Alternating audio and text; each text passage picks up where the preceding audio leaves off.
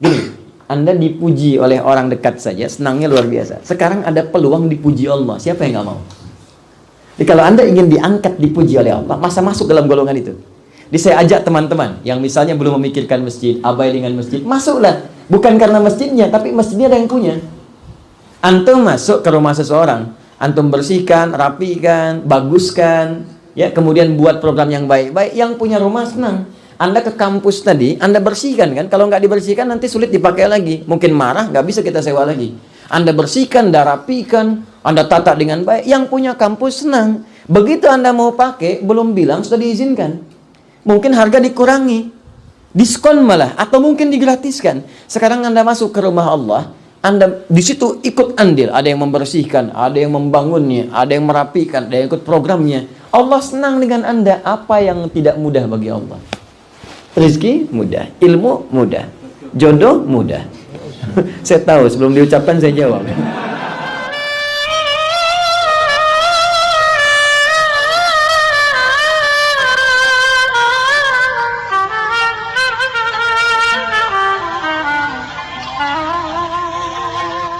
Bismillahirrahmanirrahim. Assalamualaikum warahmatullahi wabarakatuh. Alhamdulillah, wassalatu wassalamu ala rasulillah wa ala alihi wa sahbihi wa man wala wa ba'du. Saya ibadallah, usi nafsi wa iyyakum bitaqwallahi faqad fazal muttaqun, fala tamutunna illa wa antum muslimun. Faqala ta'ala, ya ayyuhalladzina amanu taqullaha haqqa tuqatih wa la tamutunna illa wa antum muslimun. Assalamualaikum warahmatullahi wabarakatuh. Assalamualaikum. Bagaimana hukumnya mencium nisan pusara ulama besar atau auliaillah? Selama yang saya saksikan, saya alami itu di masyarakat kita sering terjadi. Terima kasih atas pencerahannya. Baik, kembali kepada hadis Nabi SAW tersebut dalam kitab Sahih Al-Bukhari, ya, membuka kepada kitab Badul Wahyi, nomor hadis yang pertama, yang Abi Hafs Umar bin Khattab radhiyallahu taala anhu qala Rasulullah sallallahu alaihi wasallam, innamal a'malu binniyat wa innama likulli imri'in ma nawa. Faman kanat hijratuhu ila Allah wa rasulih fa hijratuhu ila Allah wa rasulih, wa man kanat hijratuhu lidunya yusibuha aw imra'atin yankihuha fa hijratuhu ila ma hajara ilaihi. Nabi membuat sebuah standar. Apakah amalan itu berdosa atau tidak, punya pahala atau tidak, masuk hukum mana di antara 5. Di hukum itu ada 5. Ta'tarihi al-ahkamul khamsah. Di tengah-tengah ada mubah, tarik ke kanan ada sunnah, kanan lagi ada wajib, ke kiri jadi karahah namanya makruh, tarik lagi jadi tahrim namanya haram. Haram itu hukumnya, perbuatannya muharram, fikihnya tahrim namanya. Baik, dari 5 ini masuk kemana? Diukur dari niat tadi. Innamal a'malu binniyat. Apa niat dia ketika mencium batu nisan itu? Kalau niatnya ada takdis di situ, pengkultusan, pengagungan, maka masuk kategori haram di situ. Kalau niatnya kemudian niat biasa saja, hanya mencium biasa, kemudian memuliakan kubur, merapikannya dan setelahnya, tidak ada masalah di situ. Nggak ada persoalan.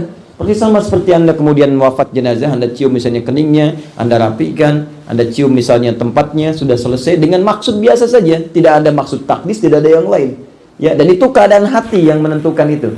Karena hati Anda bisa menilai, kata Nabi, istafti qalbak, tanyakan pada hatimu, karena niat itu persoalan hati. Kata Al-Imam Asy-Syafi'i dalam kitabnya Al-Um, ya, ketika seorang akan sholat ditanya bagaimana posisi niatnya. Kata Al-Imam Asy-Syafi'i, muqtarinatan bitakbir. An-niyatu mahalluha fil qalbi, niat itu tempatnya di hati. Muqtarinatan bitakbir, bersamaan ketika Anda takbir, hati kemudian menunjukkan sholat apa yang Anda maksudkan di situ.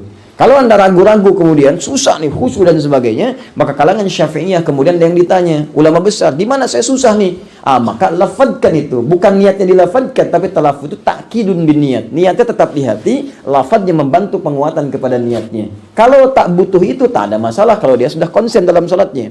Maka kembali kepada tadi, ketika niatnya di situ hanya untuk misalnya mencium seperti biasa saja, tidak ada niat mengkultuskan, tidak ada niat misalnya yang lain-lain, maka standar biasa saja di situ, hanya sebatas nilai kemuliaan atau membersihkan ada di sekitarnya. Tapi kalau sudah takdis di situ, ya harapan memohon tidak akan datang kecuali tanpa yang ini, maka di situ masuk kategori hukum yang sangat ketat, bisa jatuh karoh atau bahkan haram di dalamnya. Jelas sampai di sini? Baik. Baik, nanti di situ ada pendalaman bab, nanti masuk ke dalam bab tawassul, ada masuk ke situ nanti di surah kelima Al-Maidah ayat 35, paling kanan sebelah bawah di mushaf. Detailnya dalam kitab fiqih sebagian dijawab oleh Sayyid Alawi Al-Maliki dalam kitabnya Mafahim Yajibu an Tusahhah. Baik, kalau ada yang tidak sepakat kita hormati. Misalnya saya tak sepakat dengan tawassul bagi yang wafat, saya sepakatnya bagi yang hidup, kita hormati, jangan marah. Ya, dan di sana pun menghormati, saling menghormati itu baik sepanjang ada dalil. Yang salah itu tak ada dalil dikerjakan, itu yang jadi masalah. Kunut ada dalil silahkan, tak kunut tak ada dalil silahkan. Yang penting ada dalil silahkan, yang penting dua-duanya ada dalil. Yang salah itu yang tidak sholat subuh. Jelas ya? Tapi kalau yang jadi imam misalnya yang kunut, Anda nggak biasa kunut, kunut. Kalau Anda biasa tak kunut, yang jadi imam yang kunut, aminkan di belakang. Dan itu ulama sepakat di situ semua. Jangan sampai Anda kunut, yang ngimamin tak kunut, tiba-tiba sujud sahwi sendirian. Ya, subhanallah, subhanallah, tidak boleh. Ya, atau ada yang kunut di belakang, Anda tak kunut, imamnya kunut misalnya, dan Anda mencela, nah, itu nggak boleh. Allahumma hdina fiman hadait, bid'ah, itu nggak boleh. Ya. Itu nggak boleh, jelas ya? Baik, itu nanti luas babnya, termasuk pasang foto misalnya kan, yang ada di kamar foto ulama besar, itu hukumnya bagaimana? Ya, kemudian mencium fotonya atau apa dan sebagainya, itu banyak itu. Masuk ke handphone, jadiin profil picture misalnya kan, dan seterusnya. Ya, ada orang mengatakan daripada foto Ronaldo mendingan ini, tapi bukan itu babnya. Babnya nanti kembali kepada niat dalamnya. Jelas? Allah Ta'ala alam bisawab. Tapi kalau saya sarankan, kalau yang belum paham, yang awam, jangan ditarik ke bab itu. Nanti jatuhnya ke bab yang karohah atau bahkan tahrim. Itu tinggi sekali. Karena kalau orang awam itu kan hatinya kosong gitu. Ya, begitu dia masuk, dikhawatirkan jatuh ke situ. Makanya dulu, ketika ada gerakan pemurnian, puritan, ya, untuk bisa masuk gerakan-gerakan tauhid disampaikan karena kasus yang seperti tadi. Padahal nggak semuanya begitu. Ada sebagian orang yang cuma ziarah kubur saja, tapi sebagian mengotori itu dengan minta-minta, dengan cara yang tidak benar. Bukan tawassul. Ada yang bawa sesajen, bawa ini, bawa itu. Itu yang kemudian ditegaskan supaya bisa dihilangkan. Ziarah silakan saya ziarah, tapi sementara pada itu dilarang sementara. Dulu pernah kejadian di masa Saudi, ya kan? Waktu ada Syekh Abdul Wahab, sebelumnya Ibnu Taimiyah. Itu melarang ziarah kubur, bukan dilarang ziarahnya. Awas, jangan salah paham. Bukan dilarang ziarah, karena pada saat itu didapati sebuah praktek yang menyimpang dari ketentuan ziarah. Maka beliau minta jangan dulu ziarah deh, sampai itu hilang dulu. Kalau sudah selesai, silahkan semua ziarah, tidak ada masalah. Tapi ada yang salah mengambil fatwa itu, dibawa kemudian ke Nusantara, diterapkan larangan ziarah kubur. Ya marah semua orang. Ya, nah itu kita pertemukan di jalan tengahnya, kembali kepada bab tadi. Wallahu ta'ala alam bissawab. Silahkan. Ada yang lain? Fadhal. Jam berapa kita selesai? Ya bonus lah ya, bonus. Gak apa-apa bonus, dikit ya. Fadhal. Bismillahirrahmanirrahim. Assalamualaikum warahmatullahi wabarakatuh. Assalamualaikum. Saya Herianto dari wilayah Conan, agak ke Solo sedikit. Mungkin sekitar 3,5 jam perjalanan dari sini. Saya datang ke sini tadi malam jam 8 dari Conan sampai sini jam 12. Saya ingin memadukan pertanyaan sekaligus, mungkin bukan sifatnya bukan pertanyaan, tapi meminta inspirasi kepada Ustadz. Memadukan dari yang tadi bercerita tentang Bilal dan berhubungan dengan konteks dakwah di Korea Selatan ini, rata-rata yang terjadi seperti ini, Ustaz. Di satu masjid, itu hampir semua masjid ya, di satu masjid itu ada yang militan, apa-apa dikerjakan sama dia. Jadi yang terkesan paling ya susulan ini misalnya. Yang lain diajak maju, merasa saya nggak punya kemampuan, saya hanya bisanya seperti ini, saya nggak masjid banget, nggak anak masjid banget, pesantren nggak ini dan segala macam. Bagaimana untuk menumbuhkan spirit kepada teman-teman yang agar mau memulai untuk masuk ke masjid, untuk ikut memakmurkan masjid, syukur-syukur bisa memikirkan bagaimana kemajuan masjid ini sampai ke depan. Karena setahu saya Cangwon ini berdiri tahapnya tidak begitu lama. 2009 dulu tablik akbar, terkumpul dana sekitar 230 juta dalam satu kali pertemuan. Kemudian 2010 resmi berdiri Masjid Cangwon ini. Artinya saat itu memang semangatnya para dai-dai di sini, teman-teman di Cangwon ini memang sangat luar biasa. Nah, untuk mempertahankan spirit seperti itu yang sampai sekarang kemudian menularkan kepada generasi-generasi baru agar regenerasi itu terus terjadi, bagaimana tip-tipnya Ustaz? Terima kasih jazakallahu khairan. Teman-teman sekalian, memakmurkan masjid itu pahalanya banyak. Kemudian yang kedua istimewa. Ada ayat turun di Quran surah 9 ayat ke-18, paling kanan di pertengahan di mushaf. Itu Allah menjadikan pemakmur masjid sebagai kalangan terbatas, istimewa, spesial. Saking spesialnya dibuka dengan adatul hasri, huruf pembatas, namanya innama. Jadi kalau sudah innama, itu di situ saja, yang lain nggak bisa masuk. Contoh, zakat dikeluarkan hanya untuk 8 golongan, nggak bisa lebih dari 8 itu, harus itu saja. Karena ayatnya dibuka dengan innama, Quran surah 9 ayat 60, innamas sadaqatu lil fuqara, dan seterusnya ayat. Zakat hanya boleh dikeluarkan untuk golongan berikut, tak masuk, tak boleh. Yatim tak masuk dalam golongan penerima zakat. Tapi kalau yatimnya fakir, boleh. Yatimnya miskin, boleh. Yatimnya misalnya amilin, boleh. Tapi kalau tak masuk dalam 8 golongan ini, tak masuk dia. Saya kembalikan kepada ayat masjid, innama ya'muru masajidallah. Sungguh yang mampu memakmurkan masjid Allah itu dia kalangan terbatas. Pertama, man amana billahi wal yawmil akhir. Pertama kata Allah, ialah orang yang punya kekuatan iman dan punya orientasi akhirat yang baik. Jadi ingat, pertama, itu orang memakmurkan masjid dipuji oleh Allah sebagai orang yang punya kekuatan iman.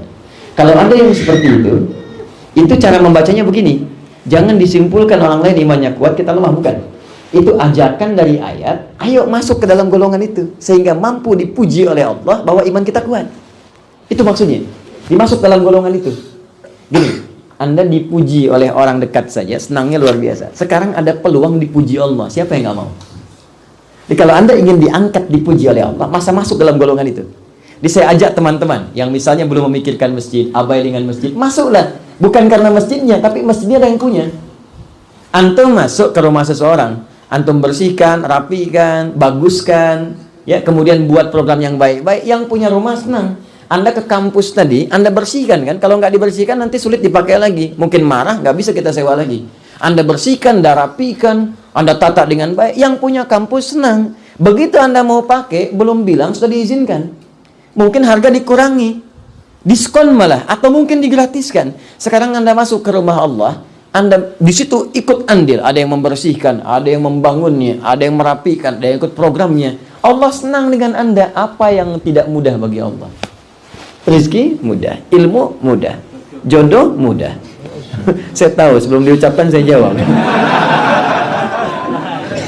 Insya Allah minimal sebelum kiamat kurang 2 hari Anda dapat. Jadi itu poinnya. Jadi kalau Anda ingin diangkat oleh Allah, masuk mengerjakan amalan yang ada pujian di dalamnya. Apalagi setelah itu, tapi ingat kata Allah, wal yaumil akhir. Kerja masjid itu kerja akhirat, bukan kerja dunia. Jadi kalau Anda masuk ke masjid mendapat keuntungan dunia, Anda banyak kecewanya nanti. Ya, saya mau masuk masjid supaya populer. Capek nanti. Begitu tidak populer, Anda tinggalkan masjid. Saya pengen ke masjid pengen dapat ini, ada keuntungan, pengen ikut bisa ada peluang dagang. Begitu nggak dapat, hilang amalan Anda pada saat itu. Maka kata Allah, orang yang datang ke masjid ingin memakmurkan itu orang akhirat. Artinya, selain dia hidup di dunia, dia punya orientasi bekal akhirat yang kuat. Makanya kalau niat kita lillah karena Allah, untuk hisab di hari akhirat, nggak ada kecewa ke masjid itu. Khidmat aja udah. Tabligh akbar, nggak ada tabligh akbar, sudah. Adzan ke masjid, bersihkan masjid, khidmat aja. Nanti turunan datang. Ingat ya, kalau Anda kejar akhirat, dunia ikut. Ini kita sekarang sedang proyek akhirat nih. Begitu kita kerjakan, ikan datang, ayam datang, ini datang, snack datang, tidur enak, kumpul bareng. Tapi kalau Anda hanya usaha ayam saja, belum tentu akhirat datang. Itu poinnya. Ya. Kemudian wa aqamas shalah. Isi dengan sholat konsisten.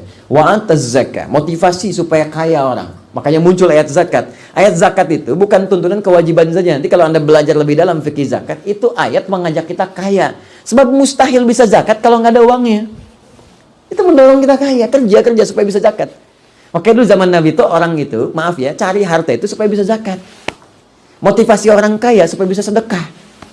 Bukan buat pamer. Pamer itu udah telat, sudah ada Korun duluan. Korun pamer udah tenggelam dengan hartanya. Ini kalau mau pamer telat. Telatnya 3.500 tahun. Dari Nabi ke Nabi Musa itu 2.000 tahun. Korun itu kaumnya Musa. Quran surah 28 ayat ke-76. Inna Qaruna kana min qaumi Musa fabagha alaihim. Ini Qarun partnernya Firaun. Firaun itu punya kedudukan penguasa zalim ditopang oleh pengusaha yang gelap. Ya, dan intelektualnya Haman lengkap tuh. Ya, penasehatnya ada Haman, militernya juga ada, pengusaha gelapnya juga ada, namanya korut, lengkap semua. Tapi ketika itu datang risalah kepada Nabi Muhammad, dirubah semuanya, diluruskan dengan baik. Disilahkan kaya teman-teman, nanti support antum pakai, mungkin buat biayanya, biaya taklimnya, biaya mic-nya, kipasnya, macam-macamnya, heaternya, silahkan. Ada yang kerja di dalamnya, jadi support ke masjid itu harus semua ke masjid, gak akan cukup masjidnya. Semua bisa kita bekerja sesuai dengan porsinya masing-masing. Utsman kan gak ada, yang ada Bilal. Tapi begitu ada kebutuhan, Utsman datang. Abu Bakar dengan hartanya bebaskan supaya Bilal bisa adzan, bebaskan dia jadi budak. Datang dari budak, jadilah manusia merdeka. Di poin-poin itu kita ambil sesuai dengan porsinya. Kalau itu bisa kita kerjakan dengan baik, Allahu Akbar. Fa'asa ayyakunu ulaika minal muhtadin. Maka orang-orang itu akan dilindungi oleh Allah, diberikan petunjuk dalam setiap titian kehidupannya. Kalau dapat petunjuk dari Allah, semuanya mudah. Anda kalau nggak punya petunjuk ke Korea, tersesat Anda di sini. Tapi kalau Allah berikan petunjuk dalam semua kehidupan, rumah tangga ada petunjuk, tenang. Pekerjaan ada petunjuk, nyaman. Mau beraktivitas ada petunjuk, lancar. Jadi itu poinnya. Satu itu. Yang kedua, di hadis Nabi disebutkan di riwayat Muslim, orang baru masuk masjid saja dengan niat beribadah atau khidmat karena Allah, dia mendapatkan 25 kebaikan. Belum ngapa-ngapain, baru masuk. Itu mau ke sini nih. Niatnya mau ibadah, mau ikut ceramah, ikut ta'lim, ya, mau ikut sholat misalnya. Baru masuk dapat 25 poin. 25 itu jaraknya 1 ke 2 500 tahun. 2 ke 3 500 tahun, 3 ke 4 500 tahun. Antum sholat, sekali sholat dapat 10. Dalilnya Quran surah ke-6 ayat 160. Man jaa bil hasanati falahu asyru amthaliha. Siapa yang mengerjakan perbuatan satu hasanah dapat 10 kali lipat. Sholat disebut hasanah. Dalilnya Quran surah 11 ayat 114. Aqimis sholata tarafain nahar wa zulafan minal lail. Innal hasanati yudhibnas sayyi'at. Baik, ketika Anda kerjakan sholat sendirian, poin 10. 10 itu ngitungnya kayak tadi. 1 ke 2 500 tahun. 2 ke 3 500 tahun, 3 ke 4 500 tahun. Jadi kalau Anda meninggalkan sholat sekali, Anda kehilangan pahala 500 kali 10, 5.000 tahun. Sekali. Sekarang menutup dosanya bagaimana? Sedangkan setengah hidup manusia dipakai tidur. Usia Anda 40 tahun, 20 tahun dipakai tidur. 20-nya beraktivitas. Jadi kalau di 20 itu makan, minumnya, kemudian bekerjanya, mainnya, ketawanya, plus maksiatnya. Sekarang kalau kita kurangi, dari yang 20 beraktivitas 20 tahun, berapa yang jadi ibadah? Ambil setengahnya, 10 tahun. Dari 10 tahun, berapa yang ikhlas? Ambil setengahnya, 5 tahun. Jadi usia 40 tahun itu, amalan produktif yang ikhlas, mungkin 5 tahun. Sekarang tanya, maksiatnya berapa tahun? Terus cita-cita pengen ke surga, Firdaus lagi. Nutupnya bagaimana? Maka yang cerdas, cari amalan yang mengangkat derajat kita di sisi Allah. Di antaranya apa? Jadi ahli masjid. Yang saat masuk dapat 25. Ke masjid itu sudah jelas rumusnya. Setiap masuk masjid pasti akan melahirkan amalan turunan. Anda masuk tahiyatul masjid. Duduknya sudah i'tikaf. Makanya kata Imam An-Nawawi dalam kitabnya At-Tibyan fi Adab Hamalatil Quran, kalau Anda masuk masjid sekaligus niatkan i'tikaf, maka duduknya dihitung pahala, duduknya dihitung pahala, rebahannya jadi pahala. Bukan tidur ya. Awas, bukan tidur tuh. Ya, rebahannya pahala, beres-beresnya pahala. Berapa banyak yang Anda kumpulkan? Dan ketika orang lain datang setelah Anda bereskan, Anda mendapatkan bonus transfer pahala dari pekerjaan yang dia kerjakan dalam ibadah itu. Itulah MLM yang sesungguhnya. Jelas ya? Nah, maka kita wariskan itu. Ya support. Nah, caranya bagaimana realnya? Yang ketiga, teman-teman yang pendiri masjid ini, yang dahulu as-sabiqunal awwalun, bikin program yang menarik, teman-teman itu terlibat. Kalau nggak dilibatkan ya susah.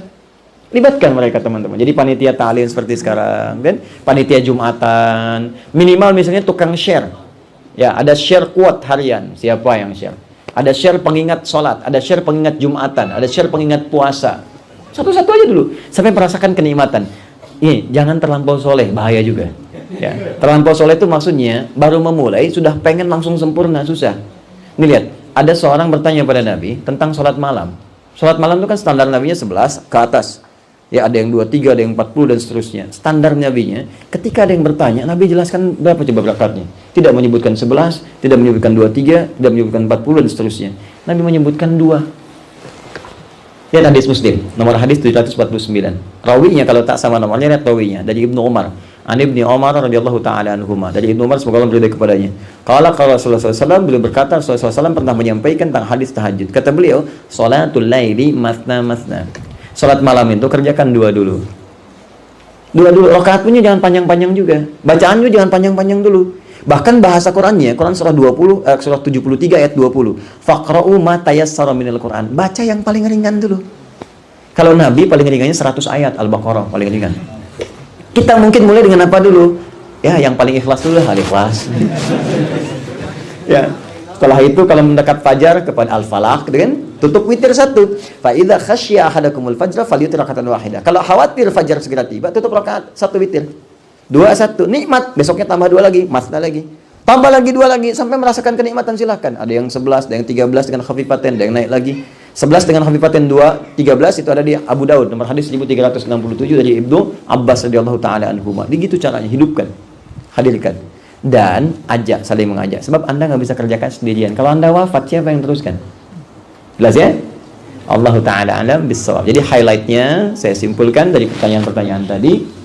Saya bersyukur pada Allah karena semua pertanyaannya menunjukkan etikat dan isyarat semua ingin bertakarub kepada Allah. Dan itu berita bahagianya. Mudah-mudahan dengan itu dinilai oleh Allah sebagai pahala terbaik dan awal langkah kita untuk berubah menjadi lebih baik. Sekarang bahasa kerennya hijrah karena Allah Subhanahu wa taala. Di hadis riwayat Al-Bukhari Kitabul Iman, ya Nabi menyampaikan dari Abdullah bin Amr bin As radhiyallahu taala anhuma dari Nabi sallallahu alaihi wasallam. Ya, Nabi mengatakan, perhatikan kalimatnya indah sekali, teman-teman sekalian. Ini bicaranya kelihatan biasa, tapi isinya begitu dalam. Wal muhajir, kata Nabi dalam potongan hadisnya, ya, wal muhajir man hajara amma nahallahu anhu. Orang yang benar-benar hijrah itu adalah orang yang berusaha meninggalkan yang Allah larang dalam kehidupannya. Tadi semua pertanyaan menuju ke arah sana, dari pertanyaan pertama sampai yang terakhir. Ini saya pertegas dalam masalah tadi. Ya ingat, kalau ingin bikin sesuatu pun baik sekolah ataupun yang lain, kalau ada sistem-sistem cicilan dan sebagainya, maka jangan keluarkan dari hukum baku yang sudah ada. Kalau memang ingin perbedaan harga di situ ada, bikin paket yang terpisah. Di 20 juta untuk langsung, 30 juta misalnya untuk cicilan. Cicilan aspeknya dicicil segini, keluarlah hukum paket yang baku. Kalau memang Anda terapkan bakunya sekian dan dicicil jadi sekian, berpotensi riba di dalamnya karena ada cicilan yang keluar dari hukum baku tadi, kecuali dibuat aspek yang lain. Kemudian pertanyaan yang tadi yang selanjutnya dari teman-teman, baik sifatnya tawasul atau yang lainnya, saya kira semuanya sekali lagi menunjukkan kepada niat dan kesungguhan kita untuk mendekat kepada Allah Subhanahu wa taala. Saya kira itu saja, mudah-mudahan bermanfaat. Insyaallah besok saya di Masjid Al-Barakah dan siang ya. Siang. Ya, mudah-mudahan kalau ada waktu kita berjumpa, diteruskan nanti tanya jawab di sana. Kalaupun tak ada waktu, mudah-mudahan semuanya dirahmati Allah Subhanahu wa taala dan kita berjumpa di lain kesempatan insyaallah. اللهم تقبل منا إنك أنت السميع العليم وتب علينا إنك أنت التواب الرحيم اللهم نحمدك حمدا شاكرين حمدا داعمين حمدا يوافي نعمه ويكافئ مزيدا يا ربنا لك الحمد ولك الشكر كما ينبغي لجلال وجهك الكريم ولعظيم سلطانك اللهم صل وسلم وبارك على رسولك الكريم نبيك الأمين سيدنا محمد وعلى آله وصحبه أجمعين ربنا لا تدع لنا في مقامنا هذا وفي كل مقام ذنبا إلا غفرته ولا هما إلا فرجته ولا دينا إلا قضيته ولا مريضا إلا شفيته ولا حاجة من حوائج الدنيا والآخرة فيها لك رضا وفيها لنا الصلاة إلا قضيتها يا أرحم الراحمين اللهم علمنا ما ينفعنا وعلمنا ما جهلنا وفقنا لما تعلمنا فهمنا يا الله ما تعلمنا ووفقنا لنعمل ما تعلمنا به اللهم يسر لنا يا الله كل العسير فإن بيدك يا الله كل عسير يسير اللهم ربنا آتنا في الدنيا حسنة في الآخرة حسنة وقنا عذاب النار بفضلك سبحان ربك رب العزة عما يصفون وسلام على المرسلين وآخر دعوانا سبحانك اللهم وبحمدك أشهد أن لا إله إلا أنت استغفرك وأتوب إليك الحمد لله رب العالمين ثم السلام عليكم ورحمة الله وبركاته.